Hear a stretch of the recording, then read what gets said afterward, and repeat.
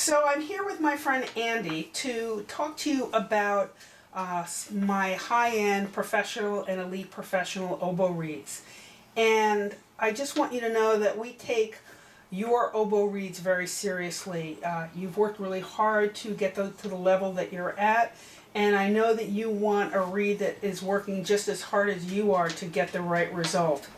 So we start with the best cane in our inventory. We hand select it because it's a little harder and it is going to do the job that we're asking it to do. And we use the best quality staples in our inventory, and we set these aside in a particular string so we know where they are.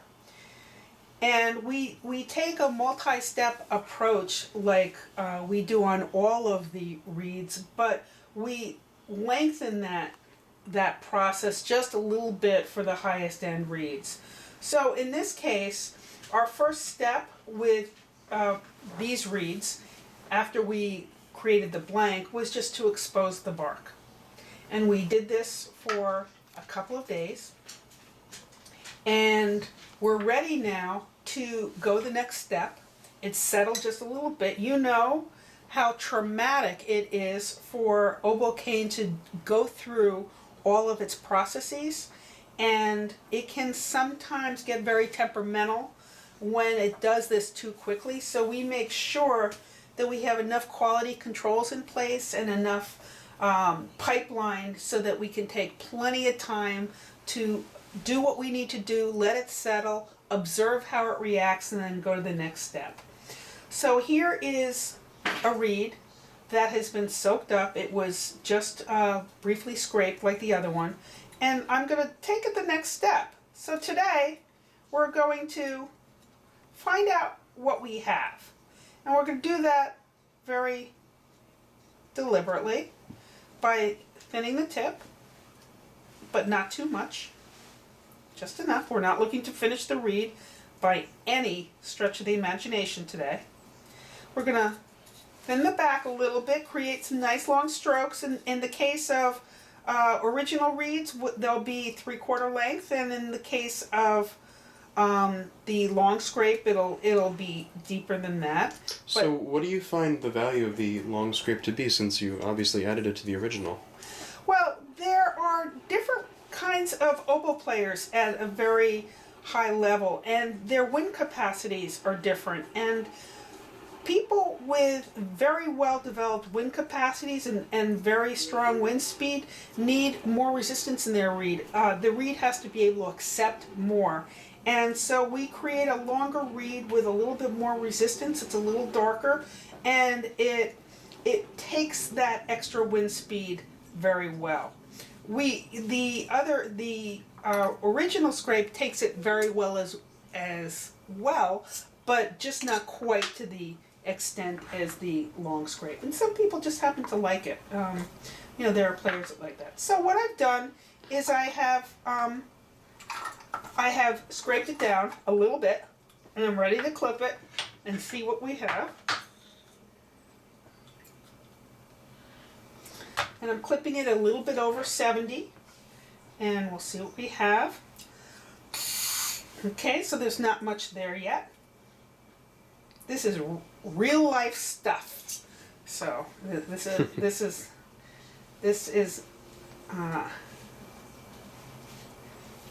so we get what we get when we get it.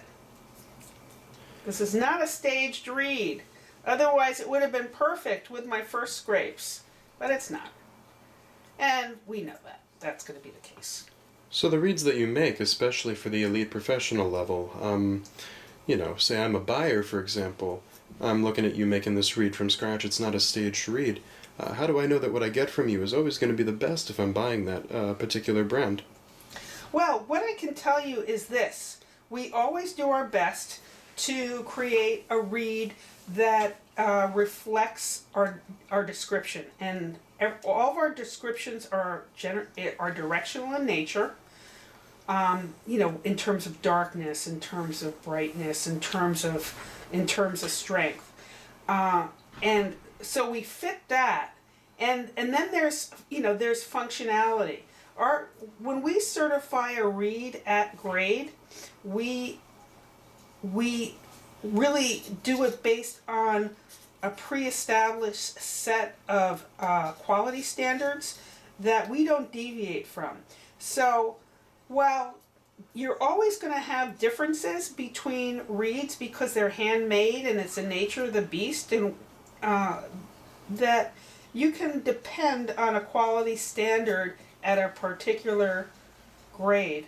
Now, if a cane misbehaves in a way that we don't anticipate, sometimes it leaves the shop one way and it arrives another. We don't like that to happen, but it's possible. We have some quality guarantees to make sure you're always happy. So it's really what we want you to be happy. Okay, so this is a pretty light crow, and we're okay with that for a second day. And I'm just going to go a little bit further on this to replicate the beginning part of a third day, so that you can get an idea. We would tend to finish it in a third day, but it would probably tend to speak a little bit more before. So I'll let it speak a little bit more today. So for people out there that may not know, what's the value about letting these reeds sit for a day? Because, Professional isn't the only brand that you let sit for a day. Why is it that... They all sit a day. Yeah. Because Oboe cane is a unique substance. It's an agricultural product that is of low density. And because of its low density and because of how thin we make it, it is very, very susceptible to changes in the environment. It swells, it contracts, and it alters in ways sometimes that we don't expect. Sometimes the cane that we think is going to be best is not. The cane that we think is going to be worse is really great. I had a reed today that it was average, and I was as surprised as anybody when I finished my last clip and found that it completely transformed. You don't know these things, but okay. So this is actually the amount of crow that I would like to go into a third day. Okay, so I'm going to, in the third day, I would continue to take bark off, and I would start to define the heart. I'm not going to do it all today because this is a long process, but I would start to define the heart and to thin the tip, and do so in a balanced way so that we have warmth, we have a certain amount of resistance but not too much resistance, and we have stability, response, all the things that you want. Now, before you were telling me about directional changes that you make for oboe players that might be ordering these reeds. Mm-hmm. Can you tell me a little bit more about that? What sort of directional changes can we ask for that we could get from you making these reeds? Right. Well, as you know, there are many different strengths in cane. There are differences in diameter. And there are differences in the way we profile a reed so that we get the right result. And there are differences in terms of the size of the aperture. So we offer our elite customers an opportunity to customize their reeds based on strength, tone, aperture, and we also at this point give you an opportunity to let us know which among 4 brands that we have room for, which brand oboes you play on, and that can inform us because I am testing everything on a Howarth oboe. I like it because it is a rock solid oboe. It is not too bright, it is not too dark, it is in the middle, and it's not too hard or too easy to make a reed. It's pretty representative. But if you're playing on a Luray as an example, that tends to be a little brighter, you might need a little darker reed. Or if you're playing on a Laubin, you may need a reed that is higher in pitch because they tend to play flat. So these are some of the considerations I might take into account when I make the reed for you so that you get the best result you can. So this is a reed that is kind of going into its final stages. And you can see it's got pretty good definition. This is my original reed. You can see the heart, you can see the tip. And I haven't played it today, I just soaked it. Let's see what we have. Okay, so it's a little bit open.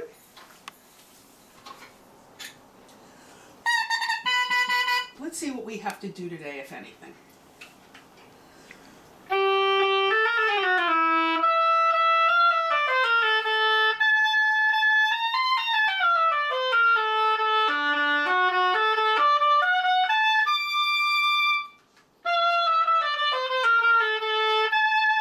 Well, I happen to like this a lot.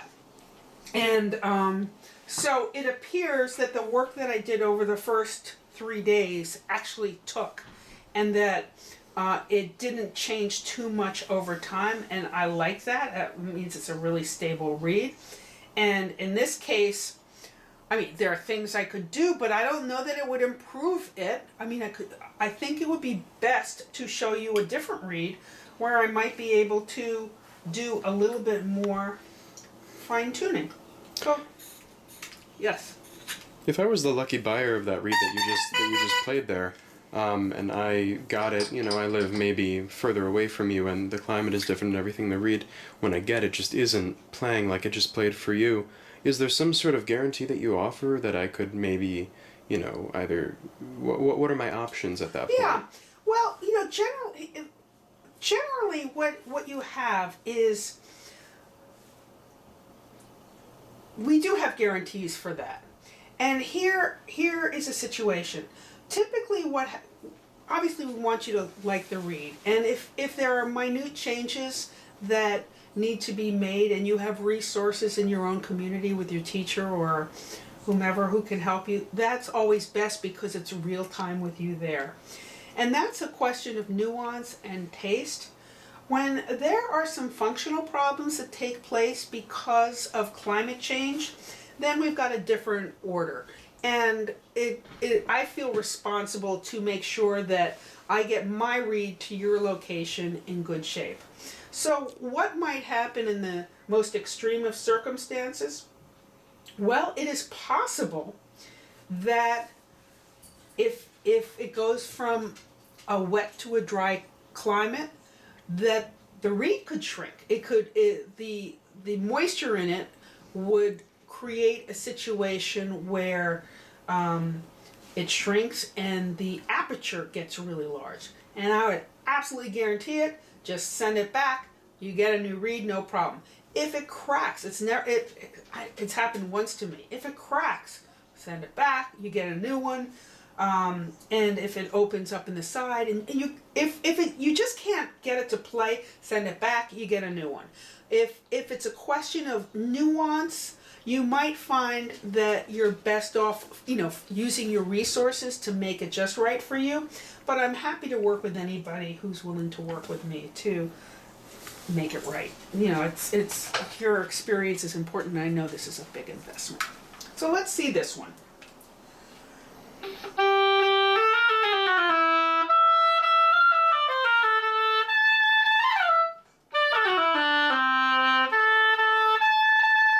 Okay, so this is one that I took a poke at today. I've been making it over a couple of days, and it's maintained a lot of its good character since I worked on it several hours ago.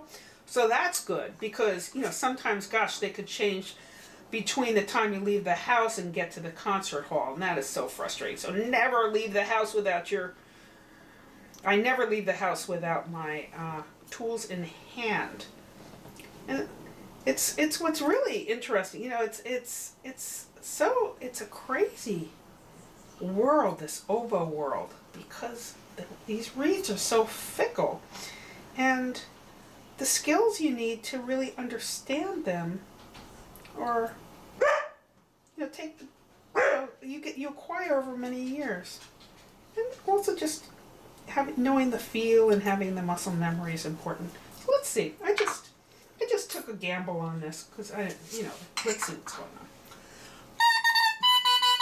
Okay, so I lightened up the reed, and I think it would be very nice for somebody who prefers a slightly smaller aperture and a sweet, warm tone.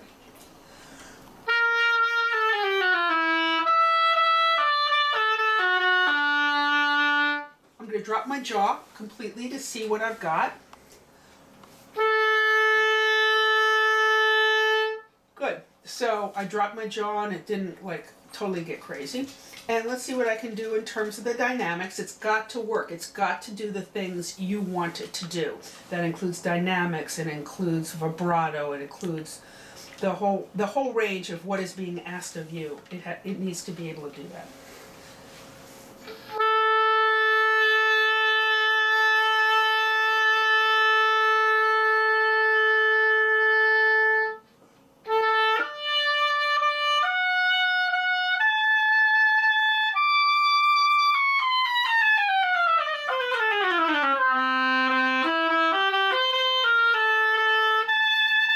Well, this does everything I wanted to do. I would be happy to play this in a concert, and I would just pray that it continues to play as well as it is now. I think that it's nice and stable, so that while it might harden a little bit overnight, unfortunately, I wish I could be there every single day of an oboist lifetime with my reeds.